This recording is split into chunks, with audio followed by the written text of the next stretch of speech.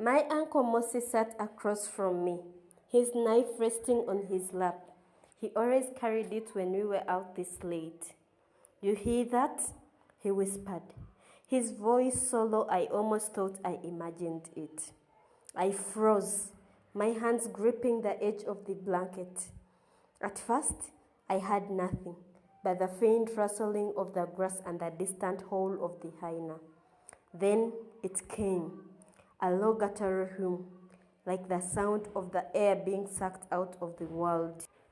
Moses stood, his eyes scanning the darkness.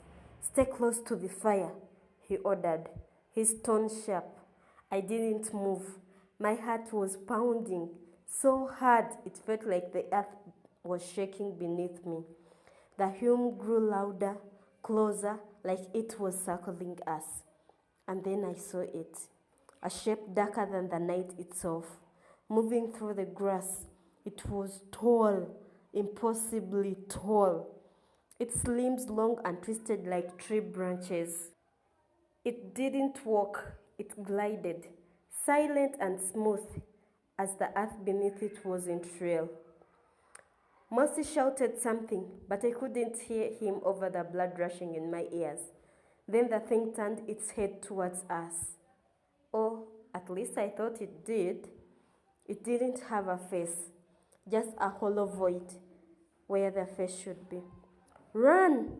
Moses screamed, shoving me towards the fire. But I couldn't move.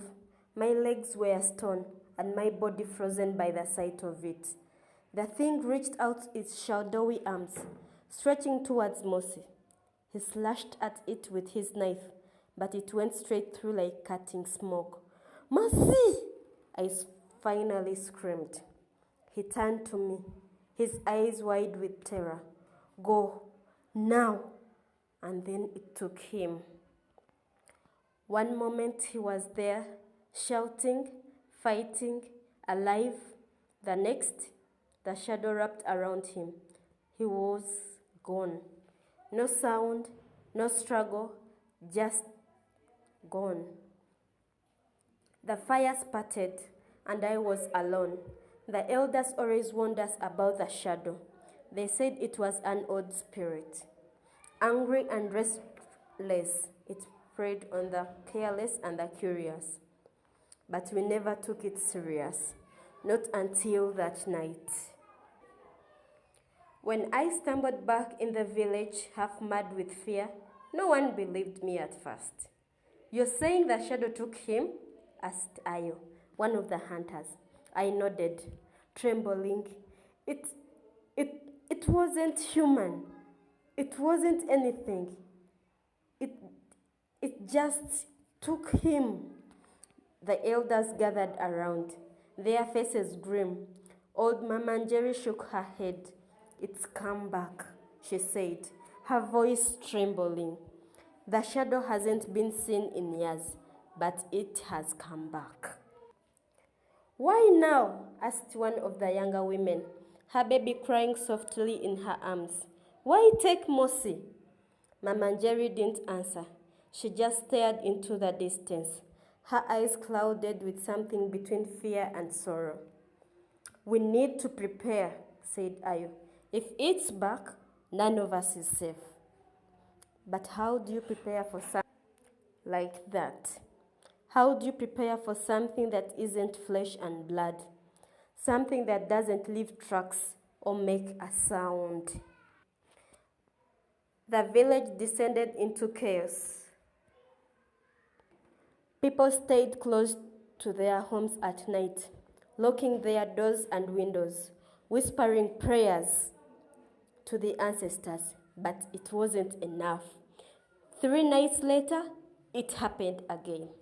This time, it was Kofi, the village blacksmith. He had been walking home from the river when the shadow took him.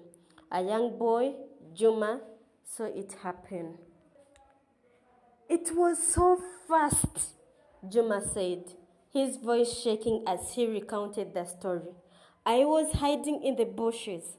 I saw it. It came out of nowhere, like it was part of the night itself. Kofi didn't even have time to scream. The people descended into chaos. People were terrified, accusing one another for bringing the shadow upon us. Someone must have angered it, they shouted. Someone must have broken the sacred rule. But no one knew what the shadow wanted, or why it had returned after so many years. Hey, thank you for watching. I hope you liked the story. I'll be posting part 2 very soon. Please like, subscribe, and share, and help me grow my channel. Thank you. Bye-bye.